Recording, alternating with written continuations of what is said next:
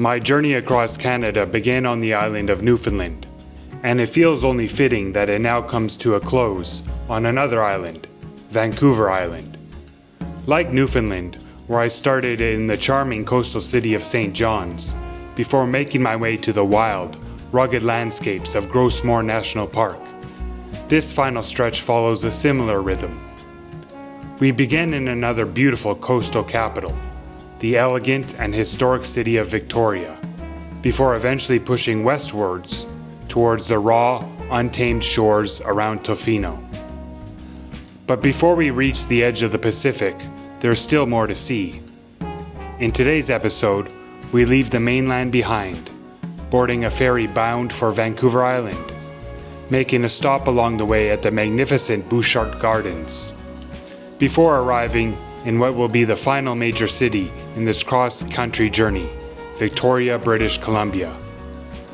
As this incredible trip across Canada begins to wind down, one last island adventure awaits. Alright, just about 7 in the morning, and on my way to Tsawwassen Ferry Terminal. I'm headed off to Vancouver Island this morning. And nice morning. If these guys are on the ferry as well.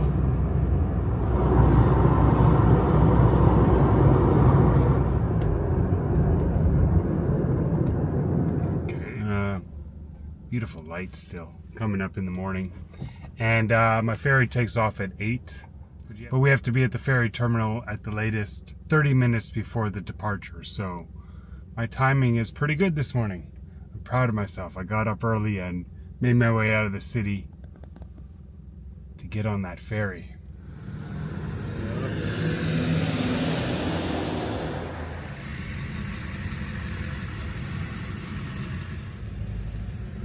Should be pretty easy. I got my booking confirmation and...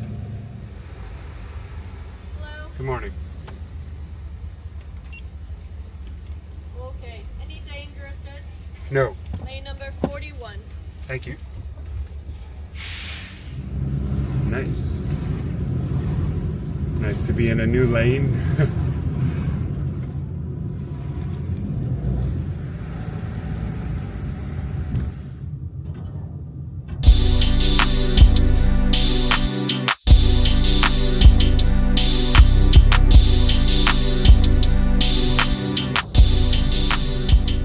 Being on here, I'm having memories of getting on the ferries headed towards Newfoundland and coming back towards Nova Scotia.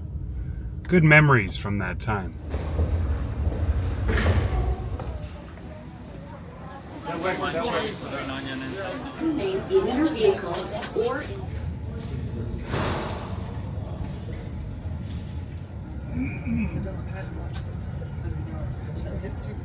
Let's see, kitchen cabinets, truck, license MD 2453.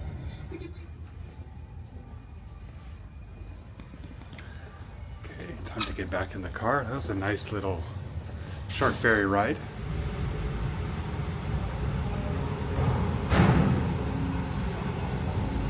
Okay. And we're on to the island.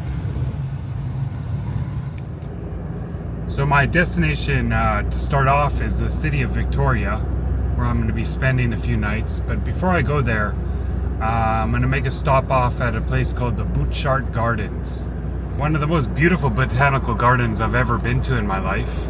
And we'll get a bit of green therapy before we head into the city of Victoria.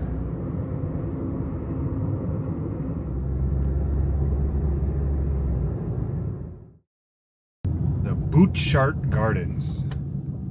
Here we go. Let's get the money shot.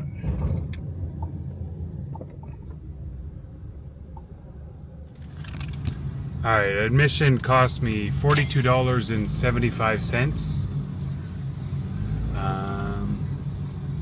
Is that pricey? A little bit pricey, but it's a fantastic garden, so it is worth it on my end. And I'm so happy because it's a beautiful day outside, so I'm going to really enjoy this garden. Alright, this is the lead up to the front entrance. Very nice. And one of the most fascinating things off the bat about this place is It used to be a cement factory and a limestone quarry in the early 1900s. Over 100 years ago, this place looked very, very different. So this land, including the cement factory and limestone quarry, was owned by a man named Robert Butchart. And by 1904, the limestone quarry and cement factory started to be not of use anymore because they removed most of the limestone already.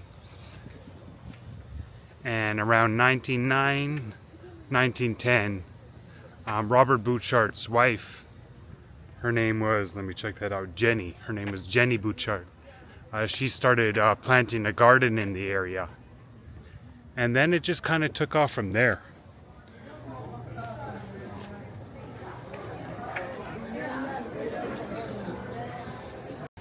So you see from the map here, the garden is quite big. Alright, so we're headed towards the Sunken Garden, which is maybe my favorite spot in the whole garden, because I've been here 2 times before in my life, and I do remember coming here.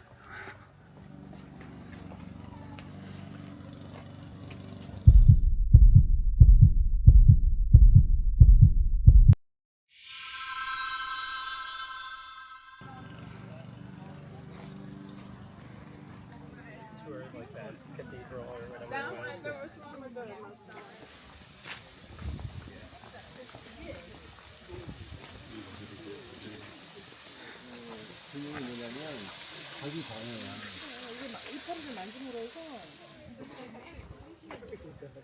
So Robert and Jenny Butchart were both born in Ontario, Canada, but they're of Scottish ethnicity. The garden of this size, obviously it wasn't all built up at once. It started off in one area. The Sunken Garden here was probably the second part of it, and a Japanese garden got put in place in the 30s and 40s. So the garden has grown and developed over time. And I love the way they cut the grass here, because you could see kind of like a diamond shape.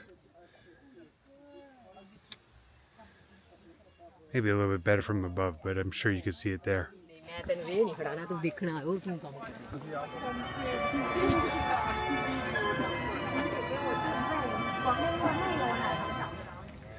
So there's 50 full-time employees that work in this garden, 35 of which are outdoors and 15 of which are in the indoors growing the plants. And also there's a seasonal growth of part-time workers in the late spring, summer, and early fall. I think they have one of the dream jobs in the world. Imagine this is your office every day.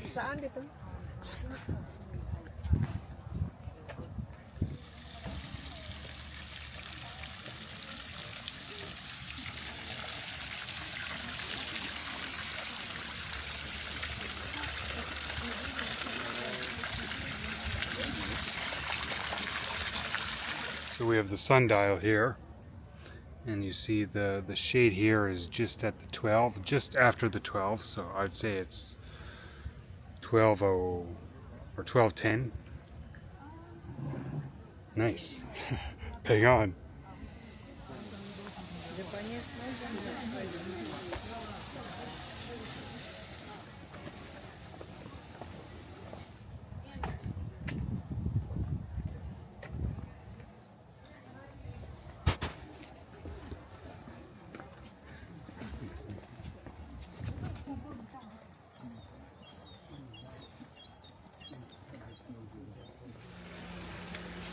So I've been to a fair number of very beautiful botanical gardens around the world, everywhere from Kyoto to Melbourne to Amsterdam.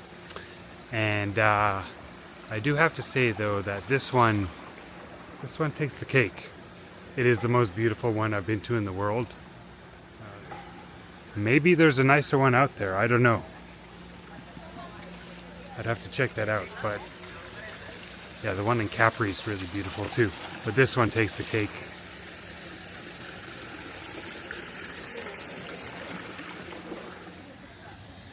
And this is the Italian garden. The most formal of all the gardens within the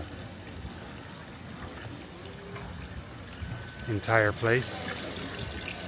The parking lot has filled up quite a bit since I parked here, so it gets much busier in the day. Very impressive though. It is, like I said, it's a Thursday at the beginning of September, and quite the crowd they receive, even on a day like this.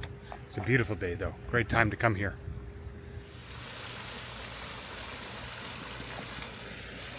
Alright, nice visit there. I'm glad I came here the third time I've been here. I'll come here a few more times in my life, I'm sure of that. Whenever I come to Vancouver Island, this is usually my first stop. So, next off, we're gonna drive to the city of Victoria, where I'm gonna spend the next 2 nights. And we'll see what that city's about.